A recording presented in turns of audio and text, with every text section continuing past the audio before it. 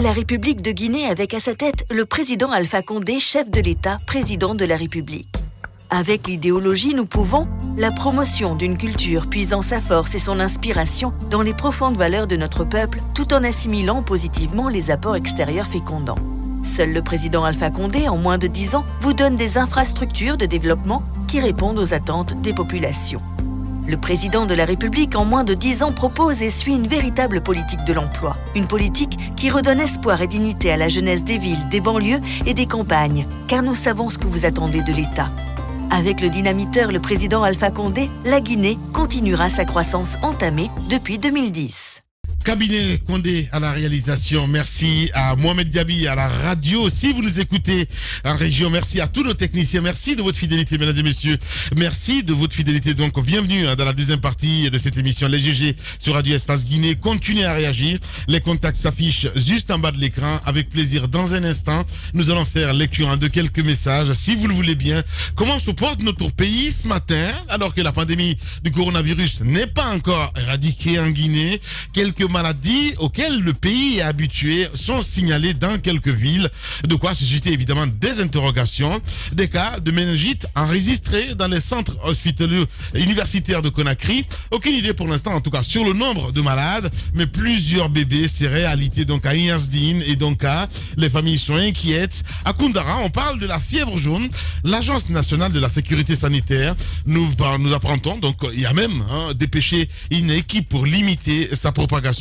Sommes-nous au stade des épidémies? Nous posons cette question ce matin chez les GG. Et bien pour des informations précises autour de ces maladies, évidemment, nous allons joindre dans notre émission Dr Sakoba Keita.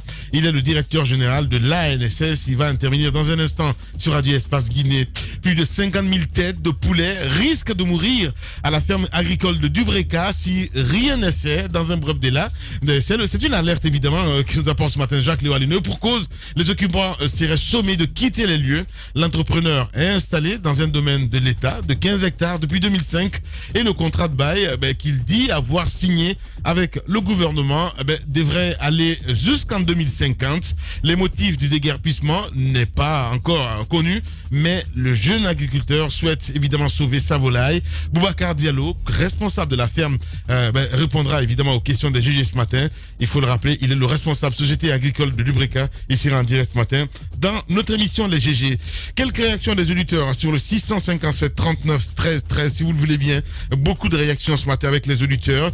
Nous allons partir avec ce premier message qui nous parvient à l'instant T. Bonjour la mine, bonjour les grandes gueules. Les leaders africains ont encore besoin de conscientisation systématique sur la gestion des deniers publics.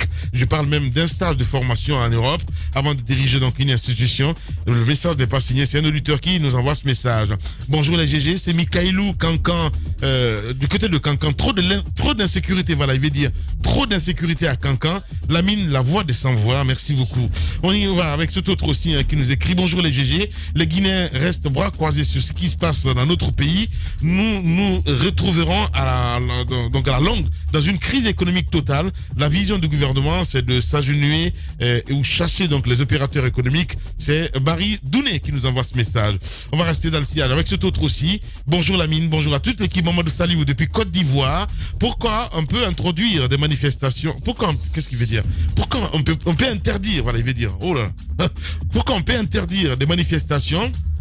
Voilà, au même moment, on autorise les concerts. Que Dieu sauve la Guinée. C'est un auditeur qui nous envoie ce message. Les vrais gens, évidemment, à l'honneur dans les grandes gueules sur Radio Espace Guinée. Bonjour la team DG. Cette démission est un non-événement. C'est un député Covid qui quitte un parlement illégal et illégitime pour aller monnayer donc sa révolution contre les billets de banque. N'importe quoi. Excellence globale des Guinéens qui nous envoie ce message. Il est méchant, ce garçon-là. On y va avec cet autre aussi qui nous écrit. Bonjour Lamine, bonjour à toute l'équipe. C'est comme ça on minimise la rivière de corruption. Par après, on se retrouve au milieu de la mer. Ahmad a dessus tout un continent qui lui était choisi pour le changement. Abdelaziz du côté de Bokeh. Vous nous regardez à la télé, vous nous écoutez en modulation de fréquence à Bokeh sur 99.7. On y va avec cet autre aussi. Je pense que j'ai lu ce message. Cet autre aussi qui nous parvient. Je pense qu'Alpha a peur de ces loups. Sinon, pourquoi couper la queue du serpent étant donné que que c'est la tête qui est dangereuse. Tibou, il est à Sangaridi, il nous écrit ce matin. On reste avec ce autre aussi. Hein. Bonjour les GG, dites à Kourouma que le président Macron, ok, je pense que c'est un message d'hier, mais qui nous parvient ce matin. Je comprends pas trop ce qui se passe. Nous sommes pourtant le 24, hein, voilà, je sais pas trop où il est ce garçon. Allez, on y va avec ce autre. Bonjour les GG, bonjour à toute l'équipe. S'il vous plaît, Lamine, parlez un peu d'éducation guinéenne qui est à l'agonie. Surtout les bacheliers hein, qui sont là jusqu'à présent, qui attendent leurs orientations, mais jusqu'à présent, rien n'est fait. Aucun communiqué. C'est Maria Madialo depuis Wanindara qui nous envoie ce message. Je pense que Jacques Lewalino, évidemment, a entendu le message. C'est le desk, évidemment. C'est eux qui choisissent les sujets à débattre dans cette émission. Merci beaucoup. On va y aller, hein, voilà, sur le 657 39 13 13 avec toujours les auditeurs. Cette fois-ci, évidemment, c'est la régie qui nous envoie maintenant des messages de ce côté avec Cabinet Condé à la réalisation, l'homme de nuit Papoutou. Merci à vous tous du côté de la régie. On y va avec ce premier tweet qui nous parvient à l'instant T de Sekou Cheikh Diakité qui nous écrit: la compétence pour gérer une telle institution est une chose, la confiance en est une autre. Cela dit, à partir du moment où cette dernière n'est plus la bienvenue, le mieux serait de prendre la bonne décision à temps. Ce qui est sûr, c'est dommage pour le football africain. C'est Sekou Cheikh Diakité qui nous envoie ce message. On va rester toujours en Andalousie avec cet autre aussi qui nous écrit. Lui, c'est Baldé Sharifoudine qui nous écrit: bonjour à toute l'équipe. Ah ben, c'est bien pour Ahmad qui part comme il était venu. N'oubliez pas qu'il était un pion Diani de la FIFA.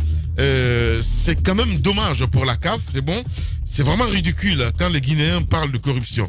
On reste avec Diop, le critique, qui nous écrit: le Congolais Constant Omari, qui dirige désormais l'instance, ce sera le cas jusqu'en mars prochain, date de l'élection du président de la CAF. Un autre suspect. Moussa Moïse a raison. J'arrive pas à comprendre cette démarche. Lamine, il faut qu'on lave tout ça. Merci. On y va avec Seikou Oumar Bolé aussi qui nous écrit sur Twitter: bonjour les GG. Partout où l'argent circule comme dans le domaine de football, il y aura toujours des cas de détournement et de corruption. Moi, je pense que le véritable blême reste le partage de cet argent entre eux. Le cas de la Guinée est un exemple. #espace GG.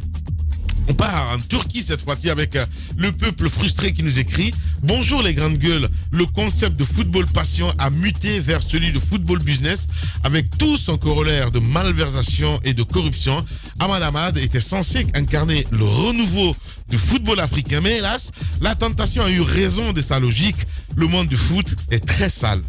On reste avec Lamabank Diallo aussi qui nous écrit: le retard de l'Afrique sur tous les plans est dû aux mauvais chefs.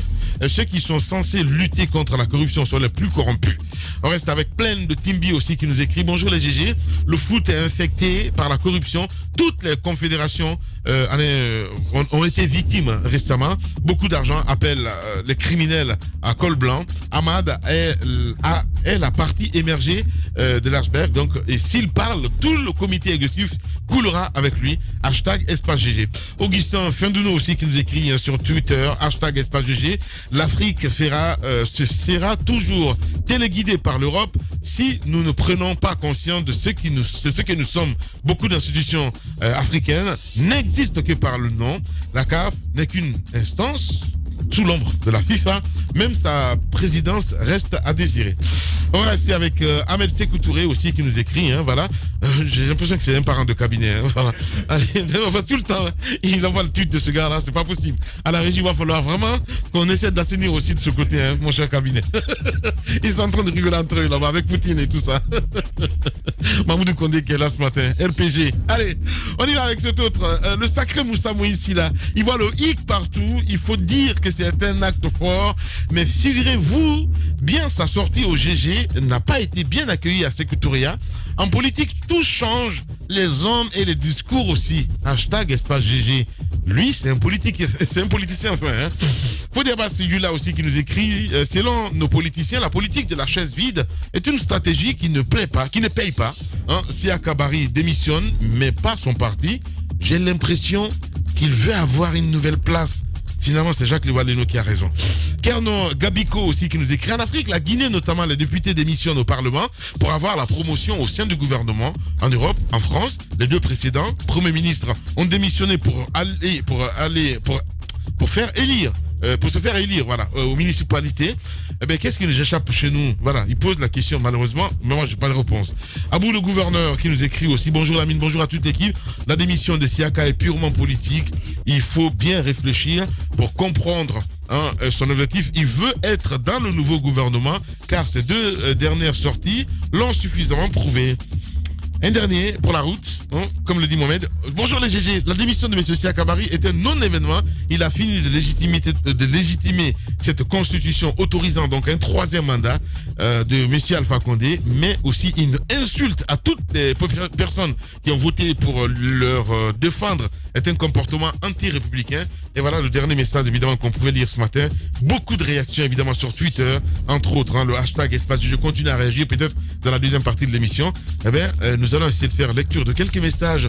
Oui, les auditeurs ne sont pas tendres avec Siaka. Mais non, mais c'est ça, c'est merveilleux la liberté d'expression. Ils sont effectivement pas tendres. Je pense que la Guinée évolue, les gens comprennent la politique. Ce qu'il y a de drôle à observer, c'est encore une fois, je l'ai dit tout à l'heure, Siaka Barry a été au biberon de l'école politique d'Alpha Condé. Ouais. Alpha Condé dort, mange et se lève politique. D'accord? Donc quand tu vois que l'école d'Alpha Condé, c'est quoi? C'est Lamartine, c'est Madès France et c'est surtout François Mitterrand. Voilà. Donc quand tu lis la vie politique de François Mitterrand, tu lis la vie politique d'Alpha Condé. Et je sais, et je l'annonce, que ce qui va se passer, c'est la dissolution de l'Assemblée nationale. Et Siaka Barry, qui est un opportuniste, parce que l'opportunisme en politique, c'est une qualité. Ouais. Et je suis navré de le dire, mais c'est une qualité. A su saisir la balle au bon pour passer pour la grande oie blanche de la politique guinéenne, et c'est de bonne guerre, tout simplement. Et je finirai par une chose. Quand en politique, quand on sait qu'on doit aller au consensus, qu'on va devoir négocier, la première chose qu'on fait, on affaiblit son adversaire. Et c'est exactement, c'est froid ce que je dis, c'est une analyse froide politique, mais c'est la réalité. On affaiblit son adversaire. On fait quoi? On emprisonne certains des colistiers de Cellou. Parce qu'on sait qu'à un moment donné, il va falloir qu'on négocie avec lui. Or, c'est une règle napoléonienne, on ne négocie pas en situation de faiblesse, on négocie en situation de force. Voilà. Ben voilà, c'est bien dit. Pour une fois, je suis d'accord avec lui.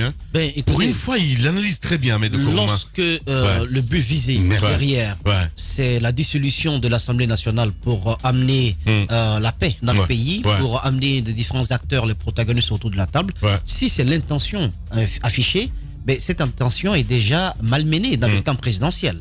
Il y a des voix qui s'élèvent pour affirmer qu'il n'est pas question, que rien ne pourra donc amener à la dissolution de ce Parlement. Je trouve que lorsqu'on veut faire de la paix, au-delà de la théorie que vient de développer tantôt Ahmed Kourouma, il faudrait travailler à l'établissement de cette paix. Travailler à l'établissement de cette paix, ce n'est pas en agissant comme on est en train de le faire du côté présidentiel. Ces personnes qui croupissent dans les geôles du désespoir, quand je pense à le cas de Chérif Ba m'interpelle un peu plus au regard de son âge, au regard de sa santé et tout. Lorsque vous les enfermez de cette façon, sur des bases qui ne tiennent pas la route, parce qu'éléments tangibles, on n'en a pas vu, ben, quand vous le faites, vous ne pouvez pas, d'un autre côté, dire on est en train de travailler à la paix, on va même dissoudre le Parlement pour que les principaux partis puissent concourir à une nouvelle élection législative et qu'ils puissent être représentés au Parlement. C'est pas comme ça qu'on fait la paix. Est-ce qu'ils vont aller d'ailleurs? Alors moi, je suis pas vraiment d'accord avec toi. Moi, je trouve qu'il faut éviter d'ouvrir des foyers de tension un peu partout. Il y a le problème que vous avez avec l'Union des forces démocratiques de Guinée et ses alliés, mais vous avez un autre problème beaucoup plus général, global, avec l'opposition guinéenne. Parce que n'oublions pas que les desiderata de l'UFDG et de l'ANAD ne sont pas les mêmes. Du côté du PDN, du BL, du parti de Baori et l'UFR. Donc, l'État est face à deux foyers de tension qui sont assez différents. Alors, en agissant, le véritable foyer pour l'instant, c'est l'ANAD, l'UFDG. En mettant fin. Non, mais c'est ce que vous pensez. Vous pensez que les autres sont assis et qu'ils croisent les bras. Ils ne le font pas. Ils ne le font pas stratégiquement. En attendant, les autres sont en train de prouver peut-être. En attendant, oui, mais je ne dis pas. Je ne dis pas. Actifs sur le terrain de façon visible. Mais derrière, stratégiquement, qu'est-ce que t'en sais, Moussa? Je sais de quoi je parle. Mais non, mais attends, je sais de quoi je parle. Je sais de quoi je parle. Ils parlent pas, ces gens-là. Quand vous les appelez, intervenez, tout ça, personne ne peut. Oui, ils ne parlent pas sur la place publique. Moi, je fais une confidence. J'ai appelé l'un d'entre eux. Je lui ai dit, écoute, monsieur le président, on a envie de vous avoir recevoir à l'antenne à tel sujet. Les grandes gueules. Il dit, tiens, mon petit, il doit se passer 3 choses. Et nous sommes en train, nous qui ne sommes pas partis donc à la présidentielle, aux législatives, nous sommes en train d'attendre que 3 choses se déroulent. Après ça, nous allons prendre la parole.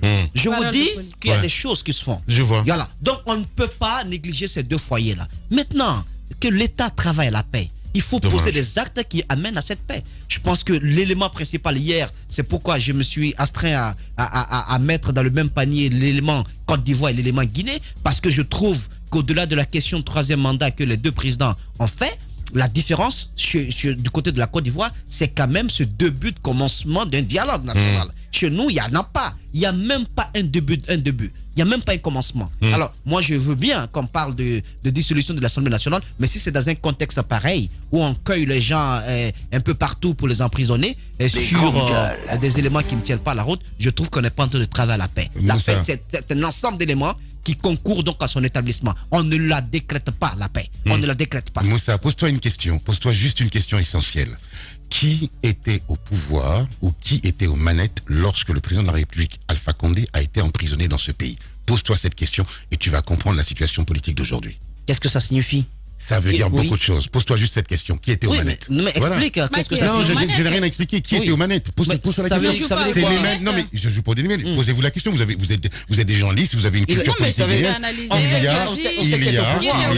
Voilà. Donc la situation politique d'aujourd'hui. Non, mais attendez. Écoutez, j'ai posé une question. Madame Hiro, j'ai posé une question qui me semble être une question intelligible et vous êtes des journalistes politiques, donc vous avez une culture politique. Posez-vous la question encore une fois de savoir qui était au pouvoir lorsque le président de la République a été emprisonné dans ce pays pendant plus d'1 an, et vous comprendrez aujourd'hui ce qui se passe. L'histoire et la politique est un éternel recommencement. Non, mais je trouve quand même que c'est un raccourci. C'est pas un raccourci, c'est une réalité historique. Non, c'est un raccourci bancal. C'est un raccourci historique. Non, mais il faut quand même comprendre que c'est pas parce qu'on a fait de la tôle que tous vos opposants doivent faire de la tôle. Ça n'a rien à voir avec ça. Pose-toi la question, arrête de faire des raccourcis. Non, je fais pas de raccourcis. Tu fais des raccourcis. C'est toi qui fais des raccourcis. Tu vas être larmoyant là encore. Quand on a un tel passé. Tu vas être larmoyant ou pas? Tu vas nous sortir les violons? Peut-être.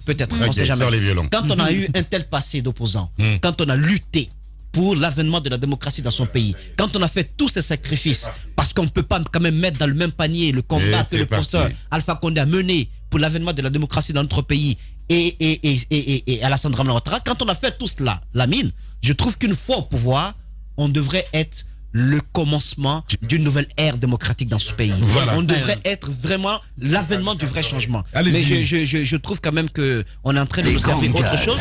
On en parle, mais beaucoup pensent qu'il faut ne pas trop toucher la plaie. Il faut laisser passer cette situation et que ça va finir un jour, l'histoire va... Mais comment ça, l'histoire va? L'histoire retiendra les actes que chacun d'entre nous aura posés. Et il faudrait se lever contre ces violations. Merci beaucoup. Voilà. Allez-y, Jacques. Il y a ce que nous souhaitons, il y a ce que les gens sont en train de faire.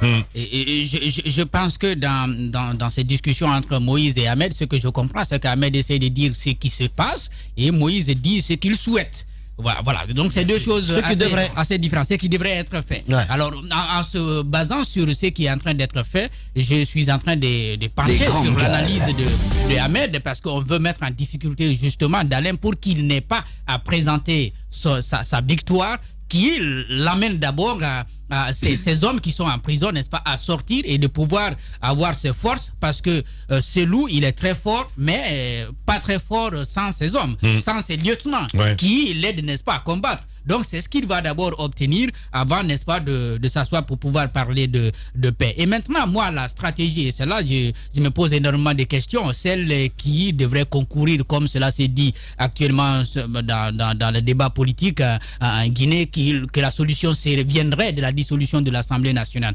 Je pense qu'on risque de commettre une erreur assez grave. En voulant répondre à une question, on pourrait créer un autre. Imaginez, nos problèmes en Guinée viennent d'où? Nos crises viennent d'où?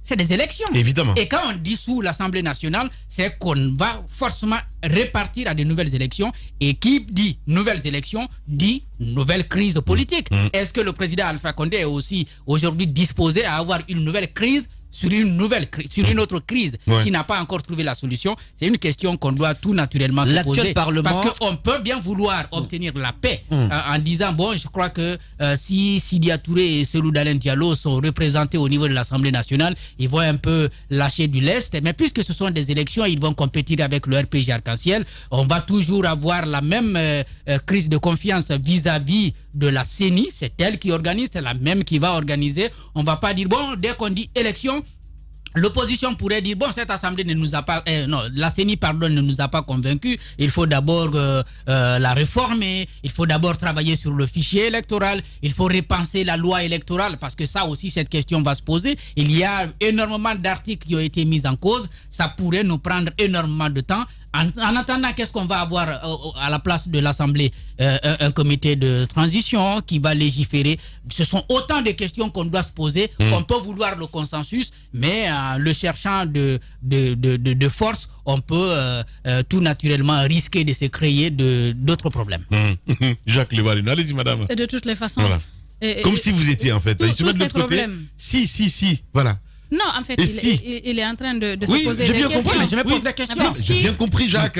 J'ai bien compris, Jacques. On peut mettre Paris dans une bouteille. Oui, c'est ce qu'on dit. Comme ça se dit. Ouais. Donc, ce que je voulais dire, en fait, on va de consensus en consensus, on laisse les lois de la République de côté. C'est ce qu'on est en train de vivre pratiquement depuis 2010, en parlant juste de cette période-là. Parce que la Guinée... Ouais.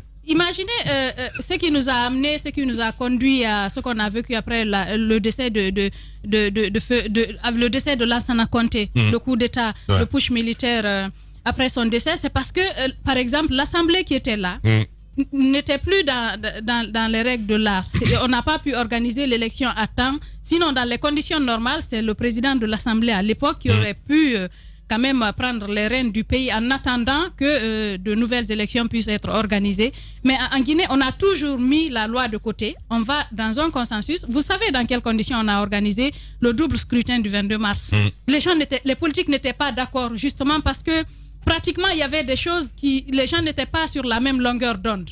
Et aujourd'hui, on nous parle de dissoudre cette assemblée. Il y a quand même, en fait, on parle élection en Guinée, on vit élection, on vit de ça depuis combien de temps? Comme s'il n'y avait que ça à faire. Et aujourd'hui, on va dissoudre cette assemblée pour une question de paix. Oui, on parle de paix d'un côté, pendant ce temps, on ne fait rien pour concourir à la paix. Parce que quand vous voulez parler de paix, mais vous arrêtez quand même vos opposants, vous les mettez en prison, vous arrêtez quand même des activistes, vous les mettez en prison. La paix, ce n'est pas un vrai mot, Lamine, c'est juste un comportement. Vous devez montrer à travers vos actes, vos agissements, que vous voulez, par exemple, qu'il y ait la paix dans votre pays. Mais aujourd'hui, je vois ces activistes de la société civile, ils sont divisés, c'est vrai. D'aucuns disent non, il faut dissoudre cette assemblée, parce que certains certainement trouvent leur compte à ce qu'il y ait une nouvelle élection. Mais est-ce qu'on va passer toute notre vie à aller de consensus en consensus, mais c'est ça, en laissant les lois de côté? C'est ça la Guinée. Et ça, c'est dommage depuis parce 2007. Que nous tournons en rond, on n'avance pas. Nous n'avançons pas.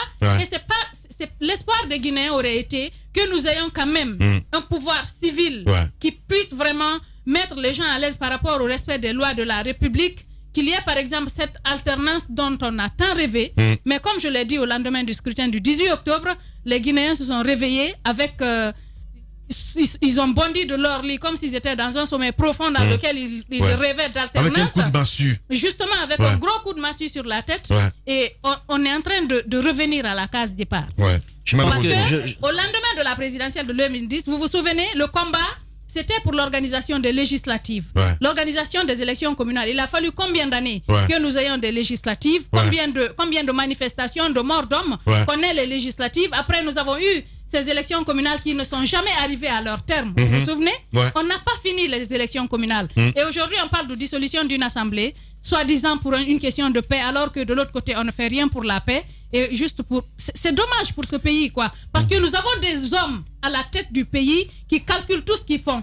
Tout ce qu'ils font, ils calculent. C'est des businessmen de la crise qui ne défendent que leur intérêt. Et ça, c'est dommage. Voilà, très dommage. Allez-y, mon cher Moïse. Je trouve quand même que quand on a la volonté d'aller à la paix, on pose des actes. On commence par un premier pas. Il faut commencer déjà à faire le premier pas. Et ce n'est pas l'opposition de le faire. C'est au pouvoir de le faire. Ensuite, s'il faut vraiment aller dans le sens d'amener tous les partis politiques qui se sont mis hors de processus électoraux dans notre pays depuis un certain moment, pour qu'ils soient également dans l'espace public national, il faudrait quand même pas oublier que la crise, elle est profonde, elle porte sur la constitution de 2010 qui a été enterrée par la 9e législature. Donc, comment on va compétir lorsque l'Assemblée nationale est dissoute? Sur la base de quelle constitution cela va se faire?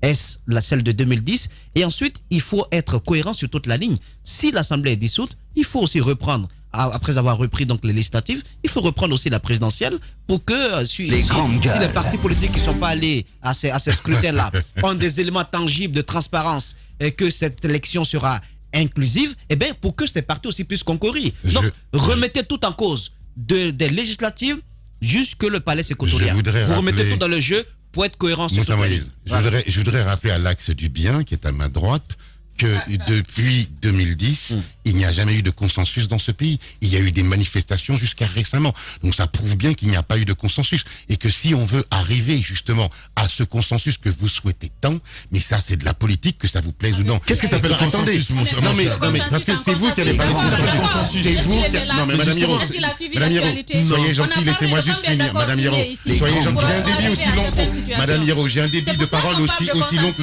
j'ai un débit de parole aussi rapide que vous souffrez de m'écouter, s'il vous plaît. Je dis simplement que si il n'y a jamais eu de consensus dans ce pays, sinon depuis 2010, on n'aurait pas eu toutes les manifestations qui ont eu lieu dans ce pays. C'est pas moi qui ai parlé de consensus, c'est vous, Lamine et Madame Hiro. Oui. Bon. Et c'est la réalité. Non, il n'y en a pas eu. Il n'y a pas ça. Il n'y a pas. En quoi il y a eu des consensus? Mais réveille-toi. Réveille-toi un petit peu. Réveille-toi. Arrête de fermer les yeux.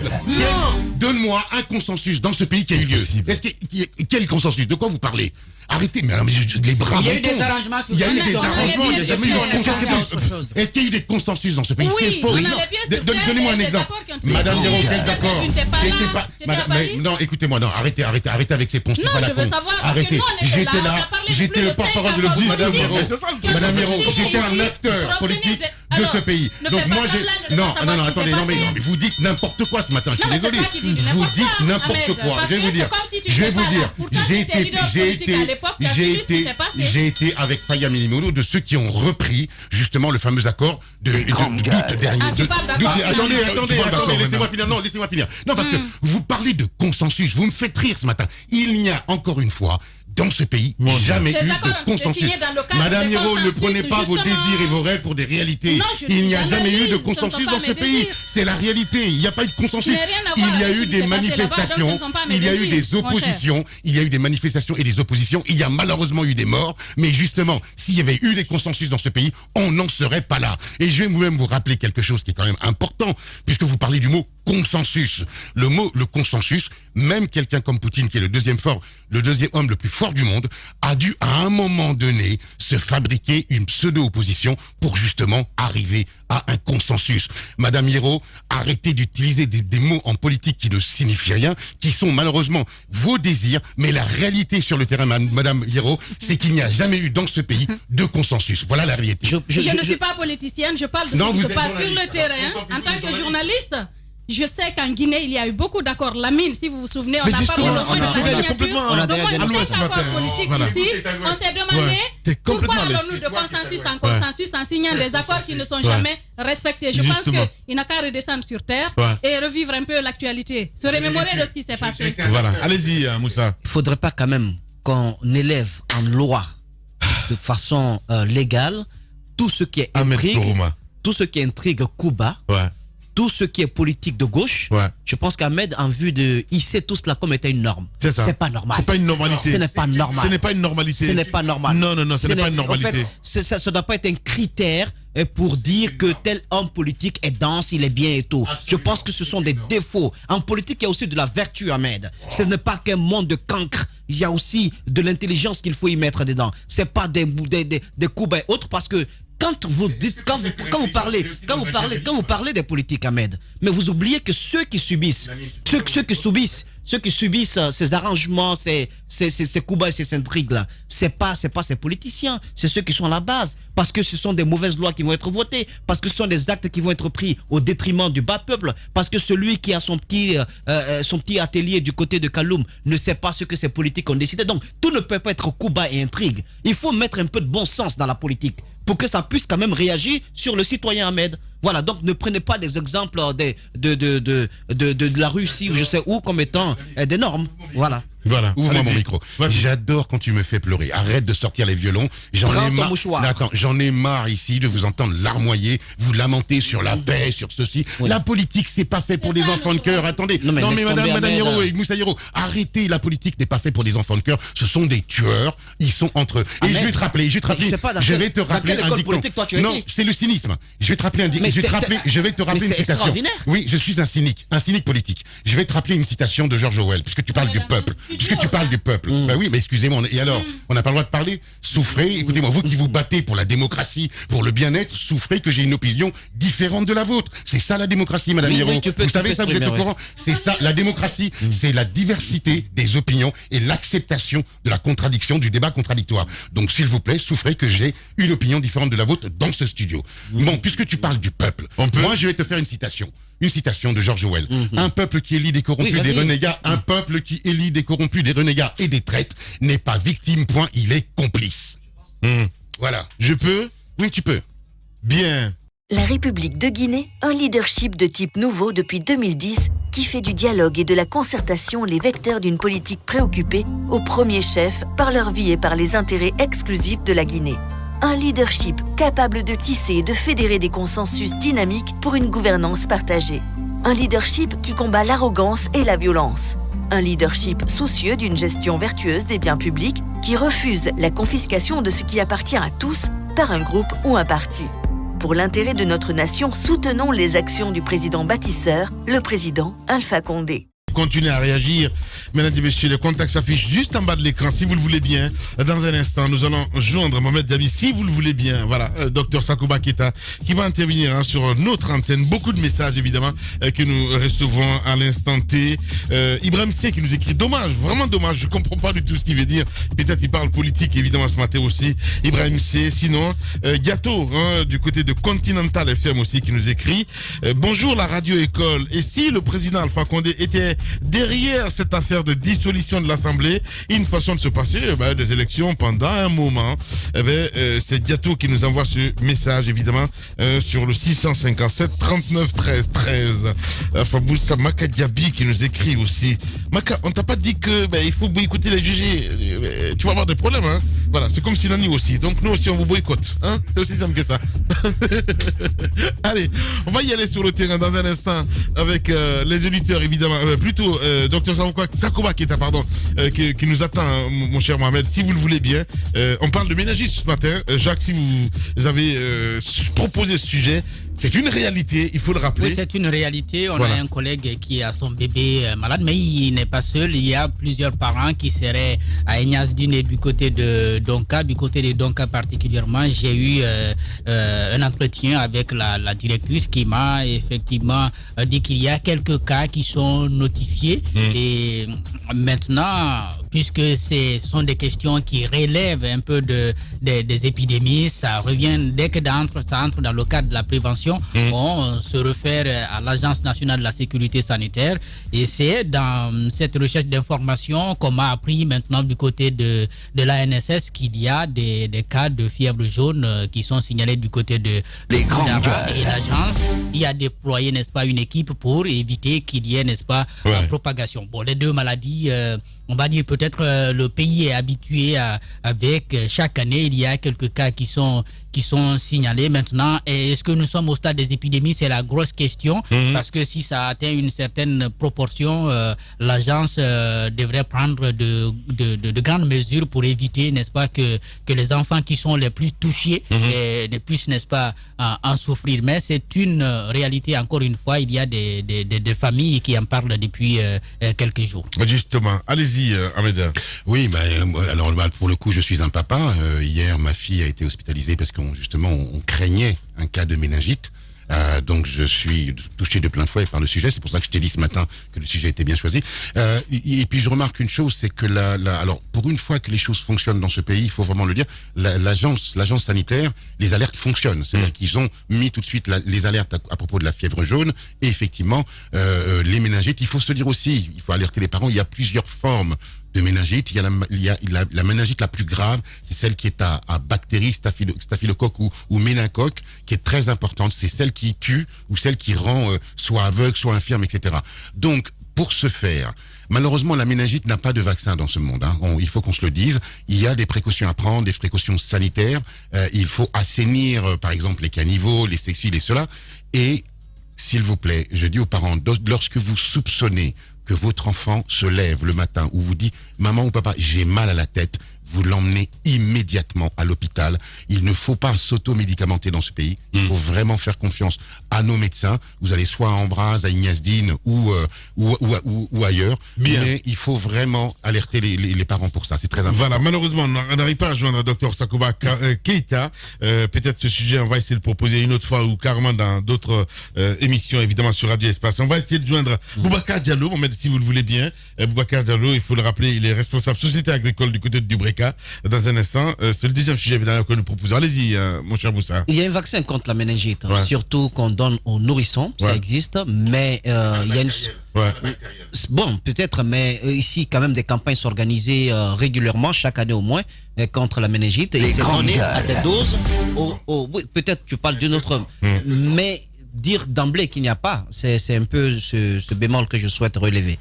Et maintenant, ce qui est aussi à déplorer, c'est la peur que les citoyens ressentent de plus en plus face aux vaccins dans notre pays. C'est-à-dire qu'il s'agisse de cela ou pour toute autre campagne de vaccination, il y a des problèmes, surtout depuis qu'il y a eu des incidents du côté de Dubreka où suite à des vaccins inoculés sur des enfants, il y a eu des réactions un peu plus tard. Donc depuis lors, il y a une sorte de méfiance vis-à-vis des agents qui passent dans les quartiers pour vacciner. C'est compréhensible quelque part. Voilà. Et quand la prévention n'est pas faite, la lutte contre la poliomyélite a porté dans ce pays, il y a d'autres luttes qui sont portées, mais ça passe par la vaccination. Mais lorsque vous avez ces a priori qui sont distillés dans les quartiers, dans les foyers, dans les ménages, et que l'État n'y fait rien en termes de sensibilisation au niveau de ces mêmes foyers-là, je pense que ça laisse quand même à désirer. Et nous aussi, qui sommes considérés comme étant des intellectuels, entre guillemets, on apprend également tout ce qui est manipulation autour des vaccins au sommet avec la fondation Bill Gates et autres. Donc ça fait peur. Donc si cela n'est pas pris en compte par l'État dans le sens à amener quand même une certaine confiance au sein de la population, je pense qu'on peut quand même voir une certaine ressurgence de certaines maladies tropicales que la Guinée avait réussi à combattre. Parce que la vaccination, c'est la prévention. Et quand elle est boycottée, ça peut avoir des conséquences fâcheuses. Justement. Et surtout, je pense que on doit dire la vérité à la population. Parce que ce que tu évoques du côté de Dubreka, malheureusement, c'est une réalité. Allez-y, madame. Même pas ça, Lamine. Je pense qu'il faut mettre l'accent sur la sensibilisation par rapport aux femmes, en parlant du suivi pré- et post-natal. Parce que vous savez, il y a des femmes, par exemple, qui ne sont pas suffisamment informées pour savoir que pendant que vous êtes enceinte, vous devez être suivi, vous devez prendre des vaccins. Et à l'accouchement, le bébé doit prendre tous ces vaccins si vous voulez éviter certaines maladies. Et quand le bébé n'est pas suivi, on peut avoir des problèmes. L'autre chose, c'est que les gens ne sont pas suffisamment informés sur notamment les symptômes. Les symptômes sont semblables à ceux d'autres maladies et les gens peuvent par exemple faire la confusion, comme Ahmed le disait. Ce qu'il ne faut pas surtout faire, c'est l'automédication. Dès que vous avez un petit signe, un petit symptôme, je pense qu'il faut amener le bébé à l'hôpital avant que la situation ne s'aggrave. J'ai pu voir, on a pu me confier certaines situations où les gens, voyant la situation de l'enfant qui faisait des crises, qui avait des troubles bizarres, on a pensé que oui, il faut l'amener, comment on appelle, faire chez les tradis praticiens, justement. Je pense qu'il faut éviter cela. Quand l'enfant est malade, amenez-le dans une pédiatrie, essayez de voir des médecins spécialistes qui puissent bien suivre l'enfant, parce que le plus souvent, c'est facile. Des gens peuvent prendre des enfants dans des centres, dans des CHU, par exemple à Ignace-Dine ou à Donka, pour les amener chez des tradis praticiens. Il y a le cas d'un enfant qui a perdu la vie comme ça, simplement parce que ses parents ont pensé que c'était de la sorcellerie, que ça ne relevait pas du domaine médical. Je pense qu'il faut faire de la sensibilisation, toucher les populations, leur dire que quand l'enfant a certains symptômes, ne confondez pas, amenez l'enfant à l'hôpital et surtout le suivi régulier, le suivi pré- et post-natal de la femme. Allez, c'est comme ça, on va se quitter pour le compte. Qu'est-ce que je voulais dire ? Juste une petite précision qui est importante. Il y a effectivement, Moussa, il y a un vaccin pour la méningite virale, mais pas pour la méningite qui est bactérielle. Voilà. Bien. Allez, on a terminé. Moussa, vous n'allez pas faire... On va rentrer quand même dans la leçon de médecine ce matin. Quand même. Parce que je suis pas d'accord avec toi, Ahmed. Voilà. Alors, moi je suis pas d'accord avec toi. Je souhaitais juste quand même qu'on attire l'attention des pouvoirs publics sur ces lopins de terre, ces hectares qui sont arrachés dans des conditions assez quand même assez révoltantes à des Guinéens qui sont établis là et dont certains ont des contrats légaux avec l'État. Je trouve que c'est ce sujet dont on devait parler. On n'arrive pas à joindre le monsieur aussi. Hein. Voilà, donc peut-être qu'il y a un problème technique avec la régie. Certainement que nous en parlerons demain, mais c'est important d'attirer l'attention du gouvernement là-dessus. Il faut quand même penser au-delà de l'aspect légal des choses. Il faut penser aux populations et aux emplois qui sont créés là. Par exemple, pour Boubacar, le jeune qu'on allait avoir ce matin, 50 000 têtes de poulet, c'est pas moins de 45 personnes qu'il emploie là. Et sans compter qu'il paye quand même quelques taxes. Il n'y a pas que lui seul. On sait dans quelles conditions le cas de Saint-Lois s'est passé. Et il y a un autre commerçant également qui a une ferme du côté du Bréca qui est aussi touché. Ça devient une épidémie de retrait de façon brusque, musclée des terrains. Ça, il faut mettre fin. Le vaccin contre cela, c'est une décision gouvernementale pour que ça puisse se calmer. Voilà. Demain, si vous le voulez bien, on va revenir sur ce sujet, évidemment, parce que l'émission, ça a un sens. C'est quand il y a les vrais gens. Et c'est pour cela, d'ailleurs, les GG existent. Grand merci à vous tous. On se quitte avec quelques messages, évidemment, des auditeurs sur Twitter, entre autres. Hein, voilà, Kabine Condé, c'est comme vous voulez. Nous partons avec ce premier tweet qui nous parvient. C'est de Seko Ahmed Touré. C'est bien cela. Ahmed Sekou Touré qui nous écrit Lamine Girassi qui pense que j'ai un parent à la régie, hashtag Espace GG, mais qu'est-ce qu'il sait le temps que j'ai mis pour en arriver là. Merci Sila Poutine et compagnie à la régie. Donc voilà, il remercie Poutine du côté de la régie, donc voilà, il n'y a pas de souci. Allez, on part avec cet autre aussi qui nous écrit sur Twitter.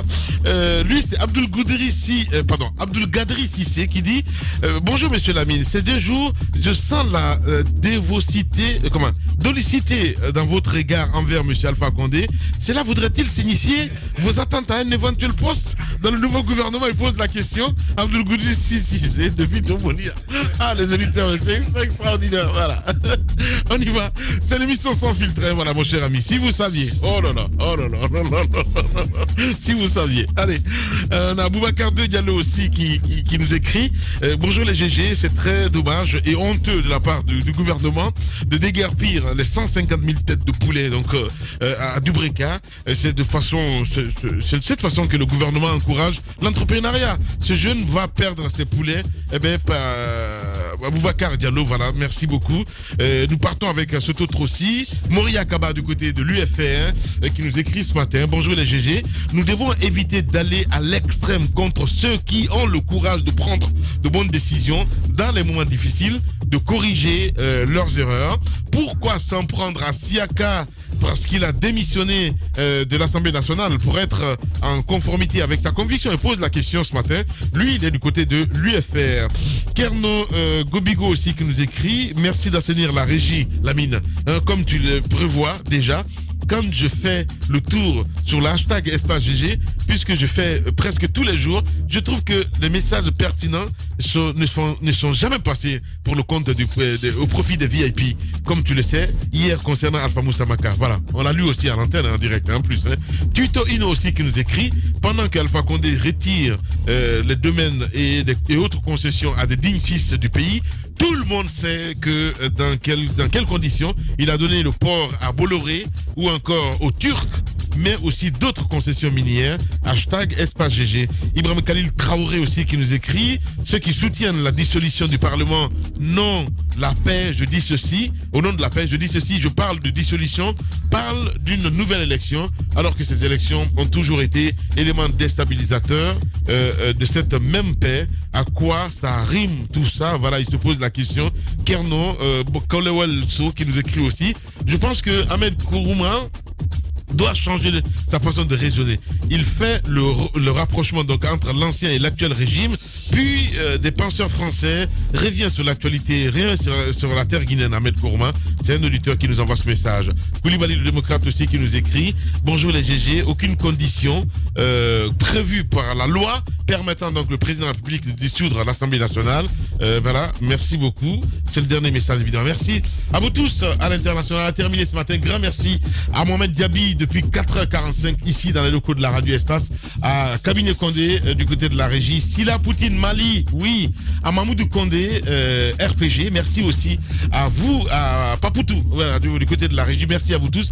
Dans un instant sur Radio Espace, c'est évidemment Arnaud Bécher que vous allez retrouver avec Zikles passer la matinée, et sur Espace TV, la reine du 20h, c'est bien sûr Aïssa Toussané pour votre plaisir. Demain on se retrouve si tout va bien. Prenez soin de vous, qu'Allah bénisse notre pays, la Guinée. Au revoir.